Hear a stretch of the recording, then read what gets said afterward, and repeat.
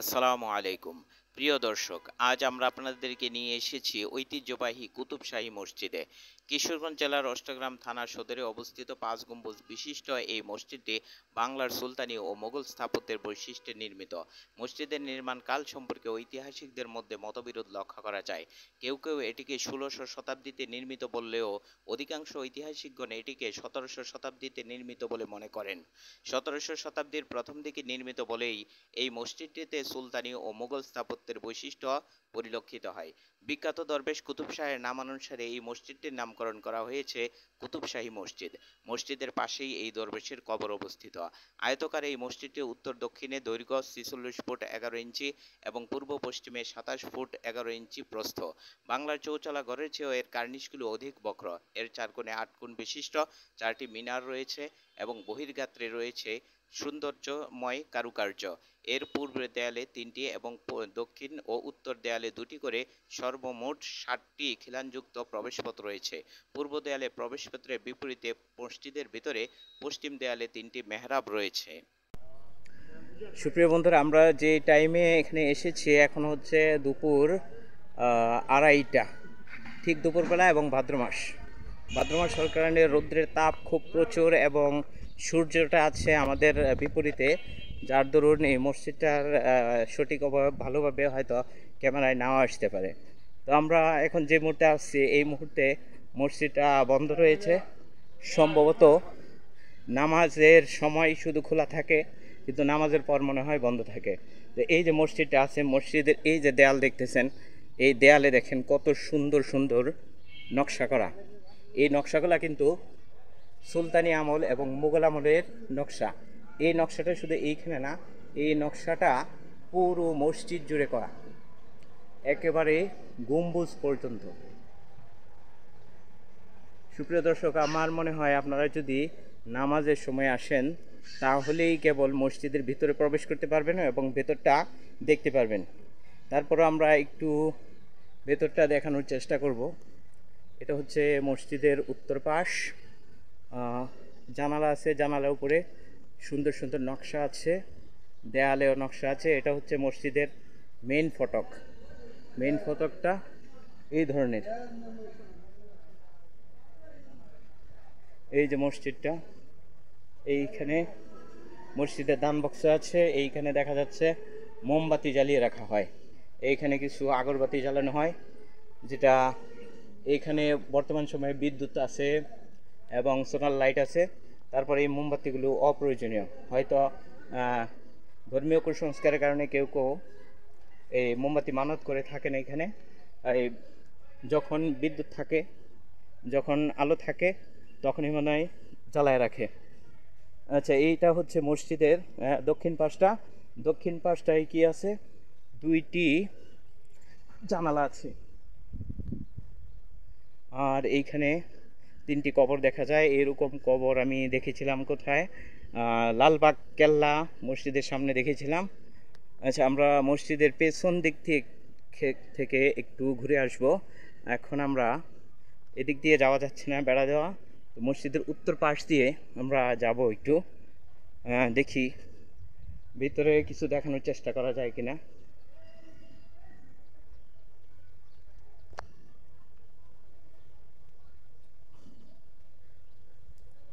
এইখানে কিছু লেখা রয়েছে। কোনো ব্যক্তি এই পুরাকীর্তির কোনো রকম ধ্বংস বা অনিষ্ট সাধন করলে বা এর কোনো প্রতিকৃতি ঘটালে, অঙ্গচ্ছেদ ঘটালে, এর কোনো অংশের উপর কিছু লিখলে, মানে এটার কোনোভাবেই যদি ক্ষতি করা হয় তাহলে তার বিরুদ্ধে আইনানুগ ব্যবস্থা গ্রহণ করা হবে এবং এটা দণ্ডনীয় অপরাধ। এটা বাংলাদেশ জাদুঘর ও প্রত্নতত্ত্ব বিভাগের আন্ডারে পুরাকীর্তির বিভাগে নেওয়া হয়েছে। আমরা পিছন দিক দিয়ে যাই একটু। প্রিয় দর্শক, এই যে মসজিদের খিলান দেখতেছেন, এই খিলানটাতেও কিন্তু এই ধরনের চমৎকার নকশা করা। এই যে এইখানে নকশা করা, এই যে এইখানে নকশা করা, এইখানে উপরে কিন্তু নকশা করা। হ্যাঁ, আমরা একটু দক্ষিণ দিকটা আবার একটু ঘুরে দেখব। এটা হচ্ছে মসজিদের উত্তর পাশটা দেখতে এই রকম দেখা যায়। হ্যাঁ, উত্তর পাশ থেকে আরও যদি আমি দূরে যাই, দূরে গেলে উত্তর দিকের ভিউটা ঠিক এই রকম আসে। আসলে ক্যামেরাটা পুরোপুরি আসতেছে না, দেখি। হ্যাঁ, এই রকম আসে। দেখি মসজিদের ভিতরে কোনো কিছু দেখা যায় কি না। এদিক দিয়ে মসজিদের ভেতরটা একটু দেখানোর চেষ্টা করি, দেখি কীরকম দেখা যায়। ও, মসজিদের ভেতরটা এইরকম।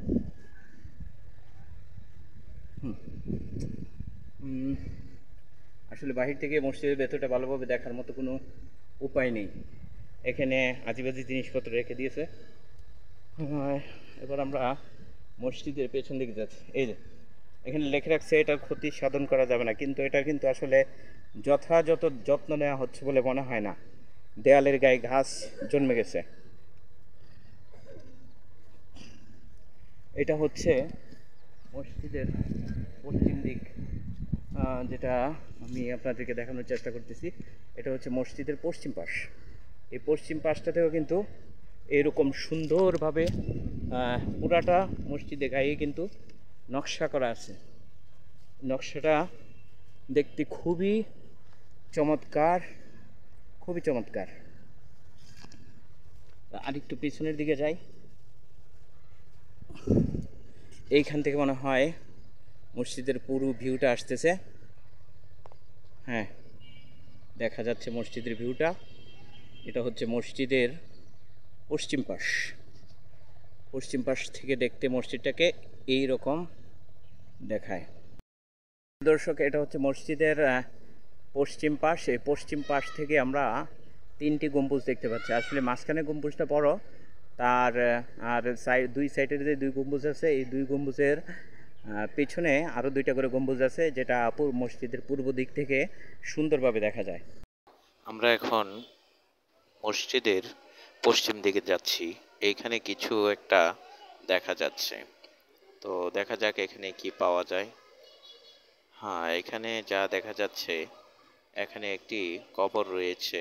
কবরের উপর বিছানার চাদর দেওয়া।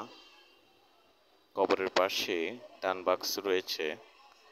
এতে করে বোঝা যায় এই কবরকে কেন্দ্র করে টাকা পয়সা উত্তোলন হয়। এর পাশে আরো অনেকগুলা কবর রয়েছে, মোটামুটি বেশ কিছু কবর।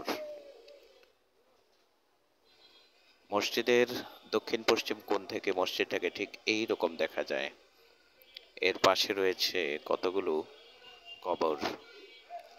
এইখানে আসলে ঠিক কোনটা যে সৈয়দ কুতুব শাহর কবর সেটি আসলে আমি বুঝতে পারিনি, কারণ এইখানে কোনো নাম ফলক ছিল না। তো এই কবরগুলোর পাশেও দেখেন দান বাক্স রয়েছে। তার মানে এই কবরগুলোকে কেন্দ্র করে ব্যবসা হয়। আর একটা জিনিস রয়েছে এখানে, অন্যান্য কবরের মতো, অন্যান্য জায়গার মাজারের কবরের মতো এই কবরগুলোতেও আগরবাতি জ্বালানো হয়। এটা পুরোটাই ধর্মের নামে কুসংস্কার। আসলে কবরে কোনো ধরনের বাতি জ্বালানোর বিধান নেই, এটা সম্পূর্ণ কুসংস্কার। দেখি ওইদিকে কি দেখা যায়। আমরা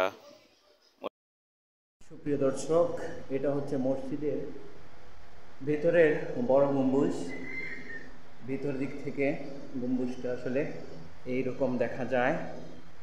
আর এটা হচ্ছে দক্ষিণ সাইডের গম্বুজগুলা।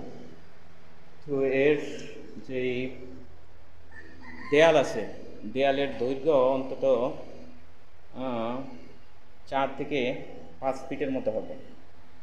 মানে আজ থেকে 400-500 বছর আগে যে মসজিদগুলা সুলতানি আমলে নির্মিত হয়েছিল, এগুলার দেয়ালগুলা, বাহিরের কারুকার্য, ভিতরের কারুকার্যগুলা এরকম সুন্দর ছিল।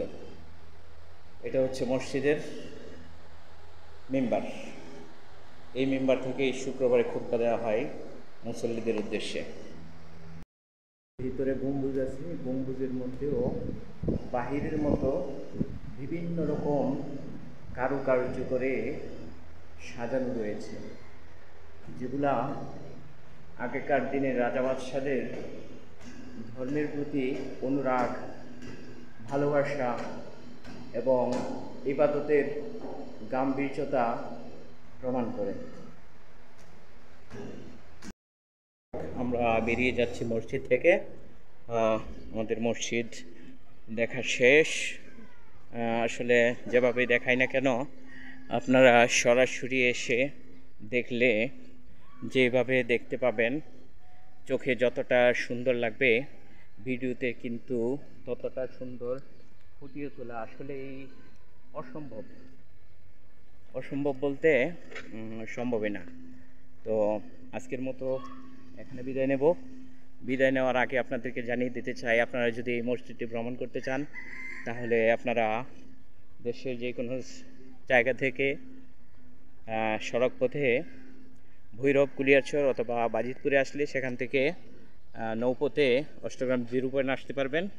অষ্টগ্রাম 0 পয়েন্ট থেকে অটো যোগে 20 টাকা করে নেবে, এইখানে চলে আসবেন। ধন্যবাদ সবাইকে।